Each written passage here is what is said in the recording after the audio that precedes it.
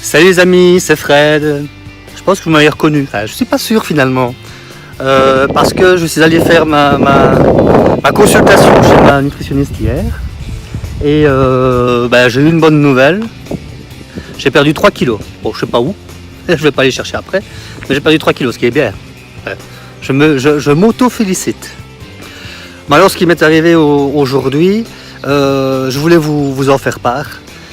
Donc vous n'êtes pas sans censé savoir que j'ai eu malheureusement la perte d'un être très très proche, notamment ma fille. Et je suis abonné à un site, je suis sur un groupe de ma commune. Et dans ce groupe, il y avait une personne qui demandait, je vais laisser passer les voitures. Dans ce groupe, il y avait une personne qui demandait tout simplement si on ne connaissait pas un bon gynécologue. Donc moi j'étais un peu curieux de voir les noms qui allaient en ressortir. Et notamment dans ces noms-là, il y avait le fameux gynécologue qui avait pris en charge mon épouse. Donc forcément, j'ai pas vu ça de très bon oeil. Et je vais mettre comme ça de l'autre côté, c'est pas plus mal. Et je me suis dit que j'allais faire partager mon expérience avec cette personne. À l'issue de mon partage, mon commentaire a été supprimé. On m'a fait comprendre que j'avais des propos diffamatoires et que je pouvais être éventuellement traité en justice pour ces propos. Alors, qu'est-ce qu'il en est exactement ?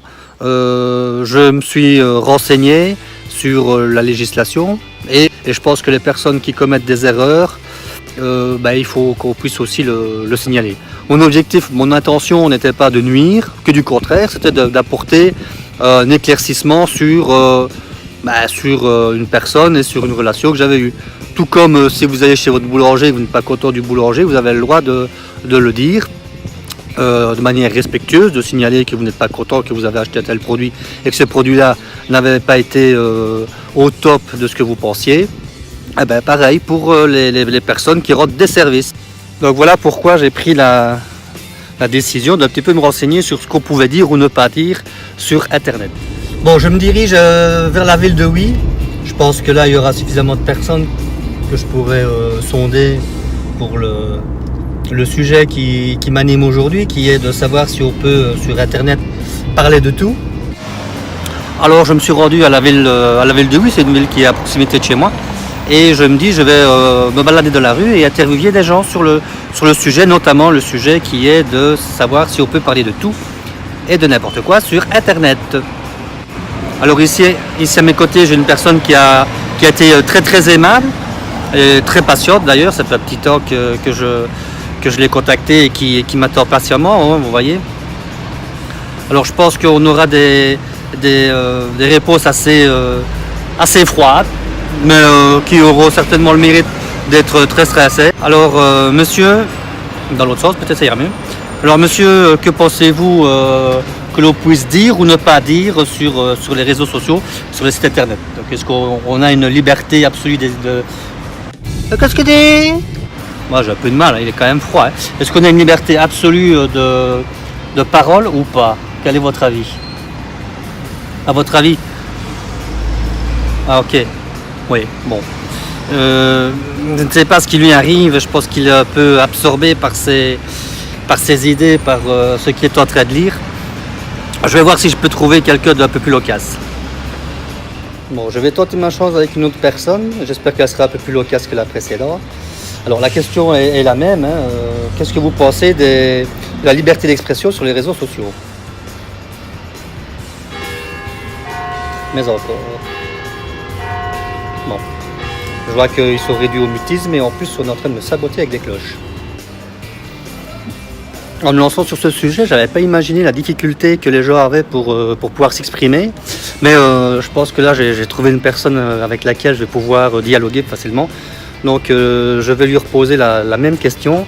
C'est bonjour madame, que pensez-vous de la liberté d'expression sur les réseaux sociaux? Ouais. Ok, j'ai bien compris.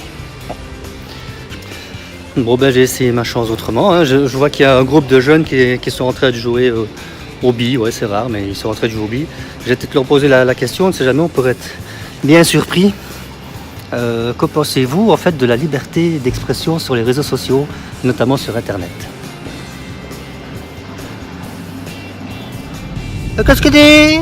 Comme vous l'aurez vu, la liberté d'expression c'est aussi le droit de se taire.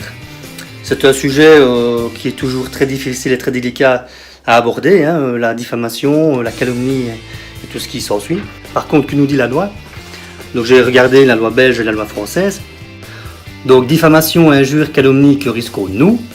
Les limites de la liberté d'expression. Pour la France, la liberté d'expression est un principe intangible. Toute personne peut librement émettre une opinion, positive ou négative, sur un sujet, mais aussi sur une personne. Il s'agit d'un droit fondamental inscrit dans la Déclaration des droits de l'homme et du citoyen de 1789. Vous commettriez le délit de diffamation si vous teniez des propos portant atteinte à l'honneur ou à la considération d'une personne, dès lors que celle-ci est nommément désignée ou clairement identifiable. Peu importe le mode de communication utilisé, voix orale, courrier, texto ou internet. Mais vous serez mis hors de cause si vous rapportez la preuve de la véracité de vos propos. Toutefois, la preuve de la vérité ne peut jamais être rapportée si les faits concernent la vie privée ou s'ils sont amnistiés ou prescrits. Dans ces trois cas, il y a toujours diffamation. Que dit la loi belge? Donc, la diffamation est définie à l'article 443 du Code pénal comme l'imputation méchante à une personne d'un fait précis qui est de nature à porter atteinte à l'honneur de cette personne ou à l'exposer au mépris public et pour lequel la loi n'admet la preuve du fait imputé. Après, l'article concerne justement sur la recevabilité des faits imputés et la conclusion est celle-ci. Pour finir, la loi exige un dol spécial, ce qui suppose que l'auteur a agi dans l'intention spéciale de nuire ou d'offenser la personne diffamée. Ce dol spécial ne se présume pas, mais doit être prouvé par la partie poursuivante. Qu'est-ce que c'est? En d'autres termes, à partir du moment où vous pouvez prouver la véracité de vos propos, vous pouvez quand même toujours être traduit devant les tribunaux pour de la diffamation, mais à partir du moment où vous avez la preuve de ceci, vous serez forcément disculpé. Voilà les amis, je pense qu'il est l'heure de nous quitter. Par contre, avant, j'aurais une petite demande à vous faire, c'est si vous avez été victime de votre côté aussi de propos diffamatoires ou si vous avez écrit des propos qui ont été répertoriés comme étant diffamatoires, laissez-moi un petit commentaire, ça m'intéresse. Je vous invite à liker la page, à vous abonner si ce n'est déjà fait, d'activer la petite clochette pour les notifications, comme ça vous saurez quand je publie de nouvelles vidéos. Et n'oubliez pas une chose très importante, c'est de prendre bien soin de vous, de vos amis, de vos proches. Et à la semaine prochaine. Ciao, ciao!